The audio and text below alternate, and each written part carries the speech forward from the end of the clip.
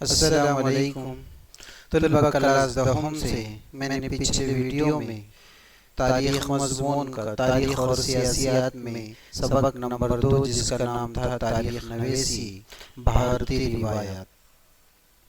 طلبہ میں نے پارٹ 1 پیش کیا. سوال نمبر 6 باقی تھا. آئیے پارٹ سیکنڈ میں. یہ مختصر سا ویڈیو ہے، چند منٹ میں انشاءاللہ یہ ختم ہو جائے گا. سوال نمبر 6 باقی تھا ہمارا. تو درس کتاب آپ کے پاس رکھے، نوٹ بک میں درج کرے طلبہ، اور اس ویڈیو کو جو ہے شیئر کیجئے، سبسکرائب کیجئے، تاکہ جو ہے آپ کو آئندہ ویڈیو کی اطلاع ملتے رہے. آئیے شروعات کرتے ہیں. سوال نمبر 6 درج ذیل تصورات کی وضاحت کیجئے. ہمارے پاس میں پہلا پوائنٹ ہے استشراقی تاریخ نویسی. اس تصور کو، اس پوائنٹ کی وضاحت کرنا ہے. یورپی تاریخ داں جو مشرقی تہذیب اور مشرقی تاریخ سے تعلق یا تجسس رکھتے ہیں انہیں استشراقی تاریخ داں کہتے ہیں.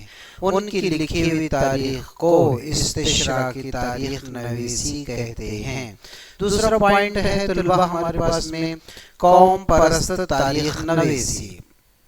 اب اس کو ڈیل کرنا ہے، اس کی وضاحت کرنا ہے کہ 19ویں اور 20ویں صدی میں انگریزی تعلیم یافتہ بھارتی، یہ پرنٹ میں غلطی ہے طلبہ تھوڑی سی، یہاں پر بھی تاریخ سے جو ہے یہ مل چکا ہے، یہاں پر جو ہے بھارتی ہونا چاہیے تھا. بھارتی مورخوں کی تحریروں میں بھارت کی قدیم یعنی پرانی ثقافت یعنی تہذیب پر فخر اور بھارتیوں میں خودی کو بیدار کرنے کا رجحان پایا جاتا ہے. ان کی تحریروں کو قوم پرست تاریخ نویسی کہتے ہیں.